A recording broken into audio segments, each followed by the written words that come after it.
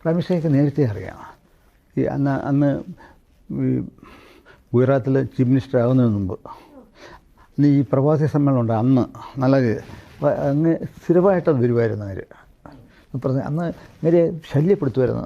മറ്റ് പാർട്ടിക്കാർ, കോൺഗ്രസ്സുകാർ വളരെ അന്നോട്ട് ആ ബന്ധം ആ കുട്ടിയുണ്ടാണ്. ശല്യപ്പെടുത്തുമായിരുന്നു എന്ന് വെച്ചാൽ ശല്യപ്പെടുത്തുമായിരുന്നു എന്ന് വെച്ചാൽ അങ്ങനെ വരുമ്പോഴേ പ്രസംഗിക്കാനോ സംസാരിക്കാനോ ഒന്നും അന്നത്തെ പൊളിറ്റിക്സ് മാറ്റമില്ലേ, ഇങ്ങനെ അങ്ങനെ വരുമായിരുന്നു.